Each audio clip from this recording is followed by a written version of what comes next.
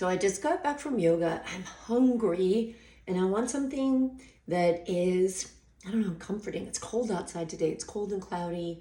I'm super hungry. I had a good workout. I had a good yoga class. And people ask me all the time about what I cook, what I eat. And I think there's a lot of fear around cooking. Like you love cooking or you don't love cooking, or you think you have to follow a recipe or something like that. So I'm going to show you what I'm going to do here. I want something that's like a quiche. Doesn't that sound delicious? I love a quiche. So what are my favorite flavors? Well, I love onion. I love tomato. I love eggs. I love spinach because I always want to have some veggies, and tomatoes obviously are veggies too. I make a bone broth pretty much every Sunday, and then I shred the chicken. So I've got some shredded chicken from the bone broth that I made from my chicken, some mozzarella cheese, which is my absolute favorite.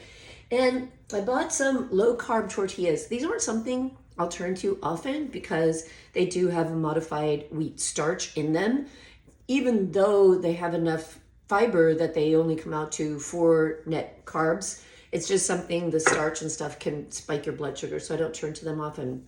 So I just have an idea, and I'm going to take these because I got these adorable little springform pans. How cute are these?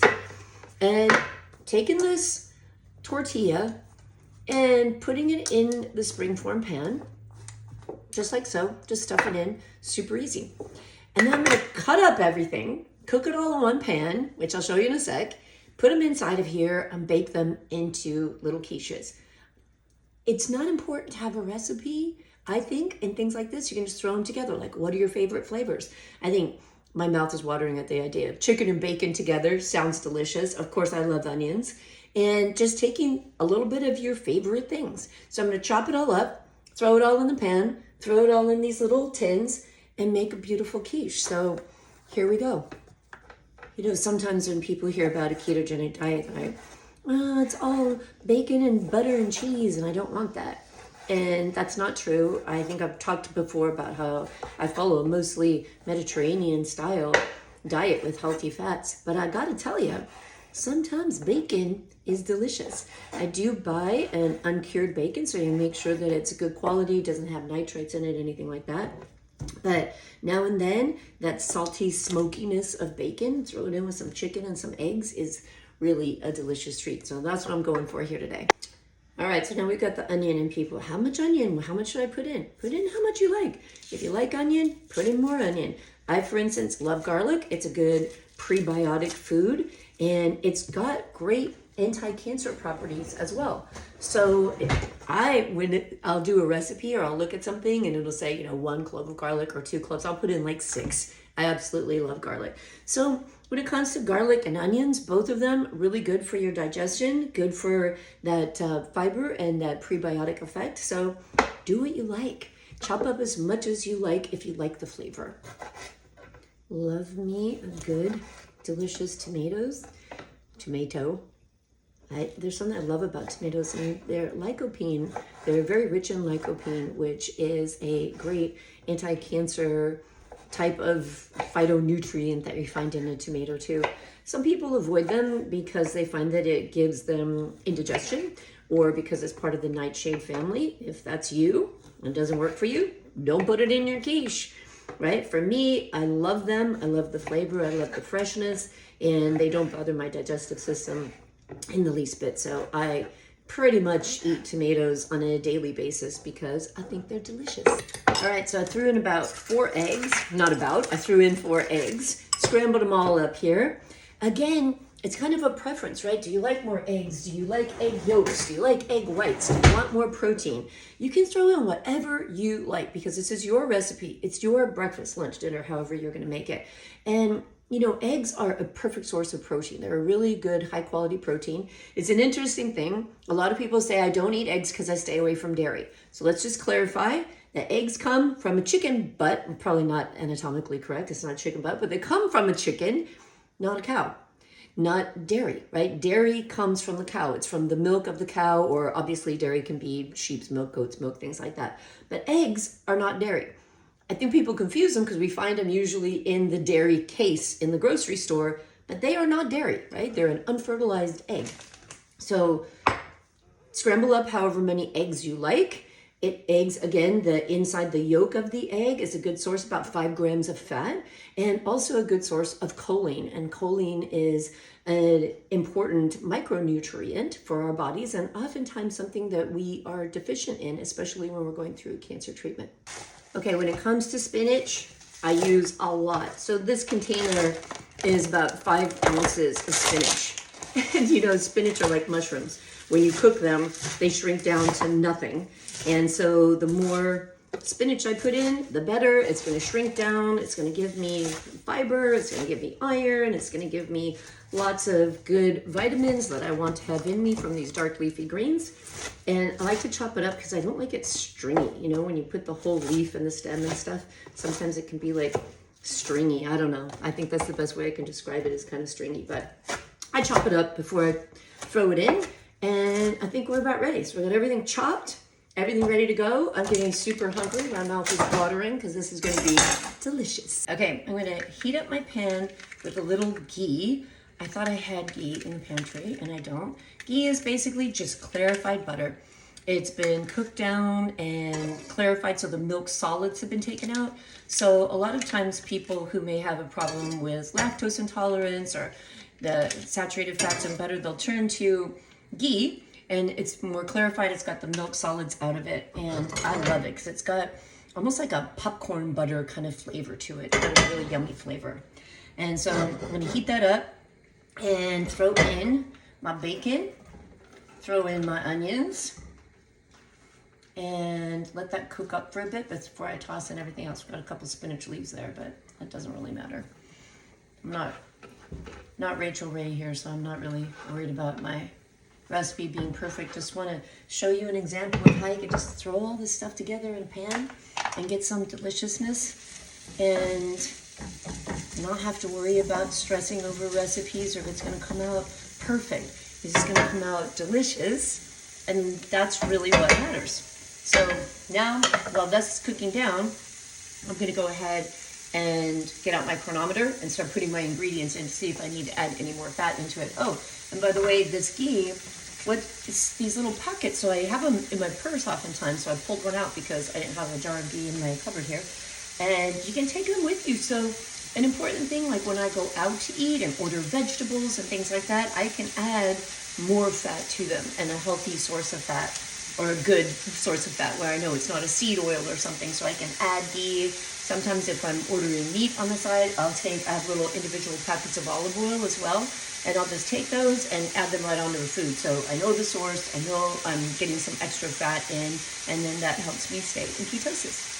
Okay, so I cooked this down probably like 4 minutes, and it doesn't really matter the timing. Again, it's what you like. So my husband, I tease him all the time because he likes things that I consider undercooked.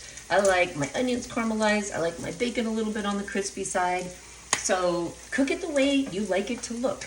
And if it looks nice and golden and delicious, and that's the way you like it, awesome. So I'm throwing in the chicken now because it was already cooked, so I don't want to overcook that. Throwing in the chicken, throwing in the tomatoes, throwing in spinach. Now cook it all down. It's gonna be delicious. And there we go. All right, throw it all into the pan. I didn't add salt yet because bacon is so salty that I want to get everything together and give it a taste before I add salt. But you know, definitely use your taste preference. I typically add a lot of salt to stuff because my sodium levels tend to run low. And you want to keep your sodium in the optimal range, because if you have low sodium levels, it can actually affect your insulin resistance and your glucose tolerance. And so it can actually lead to kind of chronically elevated blood sugar.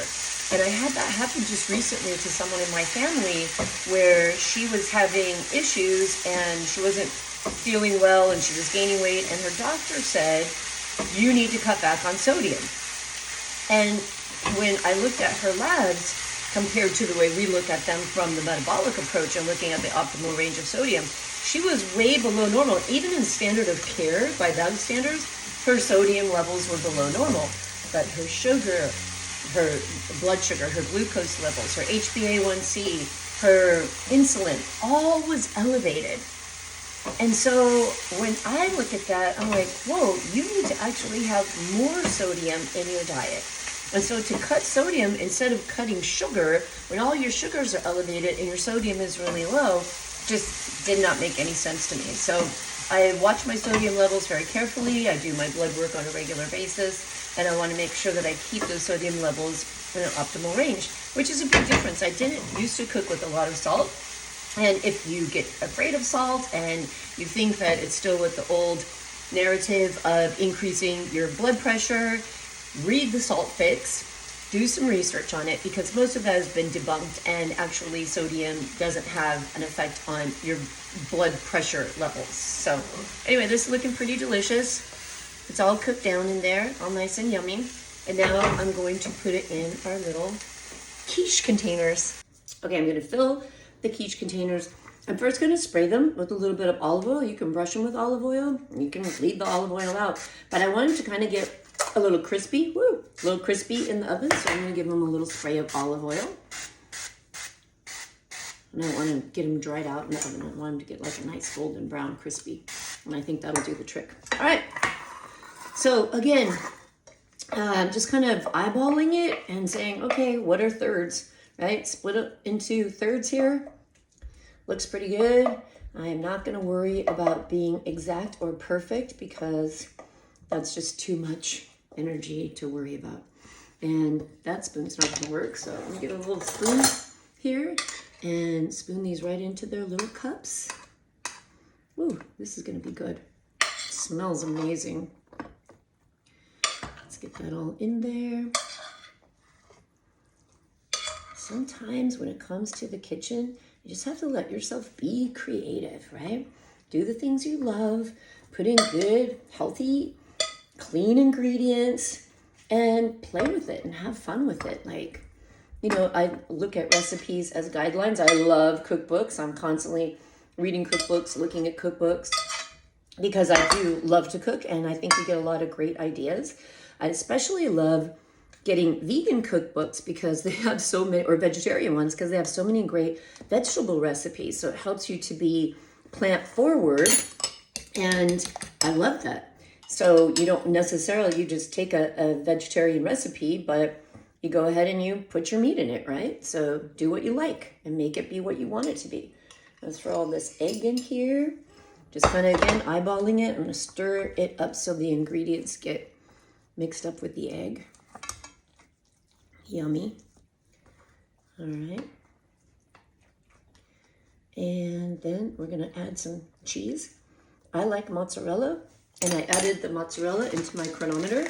So this recipe, when we break it down, is that's about an ounce. So normally I would weigh stuff, especially when I was first starting, but I've been doing this for so long that I can eyeball it. Sometimes I test myself and I'll put it on the scale and be like, yeah, I knew that was an ounce. So I'm adding about an ounce of shredded mozzarella cheese to each of these, and I'm going to incorporate that as well. Just kind of stir it into that.